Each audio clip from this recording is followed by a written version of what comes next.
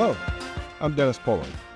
One of my favorite parts about being president and CEO of Virtua Health is getting to know our colleagues and the many ways they are here for good.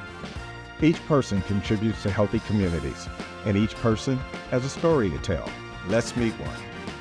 So Adam, thanks for joining me on Here for Good, the Inside Edition. Tell me a little bit about your role here at Virtua. I am one of the infectious disease physicians. Trace me back to your decision to go into medicine. Were you one of those kids that from the time you can walk and talk said, I want to be a doctor, and put your head down and just went for it? I was maybe 18 or 19. I don't know. I was working as a file clerk in a family medicine office, and the family medicine physician that I encountered was like a role model that sort of really turned the rudder and like put me in that direction. What is it about infectious disease that you find so rewarding?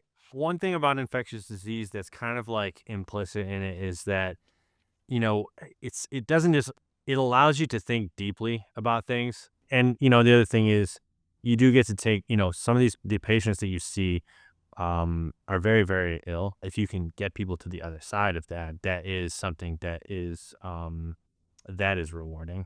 I know you have an active role in supporting our next generation of providers through your work with Rowan.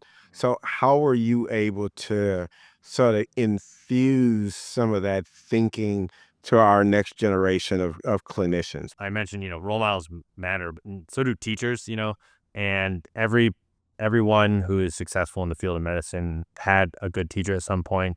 And it's refreshing to see someone that was looking at this and going like, oh my gosh, this is so interesting. What you're also alluding to is the impact that we can have as professionals, as teachers, as mentors on folks. And then there is the clinical side and the impact that you can have.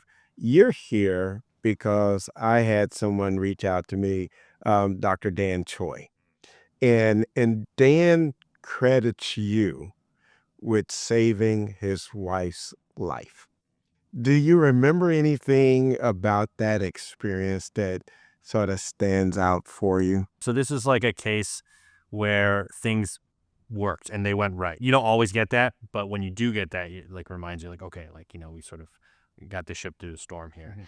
I think about the impact that you as a physician could have not only on the patient, but on the family members as well. I consider Dan, like yourself, one of the brightest minds that we have in this organization, but yet was sort of at a loss. When people get like a serious illness, people who are healthy are struck down with a serious illness, it can be very difficult, like the lack of like control and a feeling of like hopeless powerlessness. I just played it by the book, deductive reasoning, and just been like, all right, we have to do, A, it's not A, it's probably not B, it's not C. And if this test says this, we need to do this thing. And you just really go in there. And to some extent, by like working the problem and sticking to, playing it by the book, you can sort of regain a little bit of control. Isn't that something that you also have to be aligned with the patient and sort of helping the patient to understand the importance of that process? Not only like, are we preparing to fix the problem like here? It's also like a lot of patients require a high amount of aftercare. And so to some extent, the hospitalization is just one chapter in the book of that illness or their health. And so you really want to make sure that you do your due diligence, because I'll very often see patients, on various therapies, IV antibiotics for weeks after their hospitalization. So for me, it's like, there's a continuum, but we're going to take things one step at a time. It does give me comfort to know that we have clinicians such as yourself, part of this organization, a part of this community, who help us better understand, treat, and hopefully take care of our patients that, as you say, become more critically ill. I hear congratulations are in order. You became a father for the first time? Yes. Yes. I just had a kid. So a couple months ago. Boy, girl? It's a boy.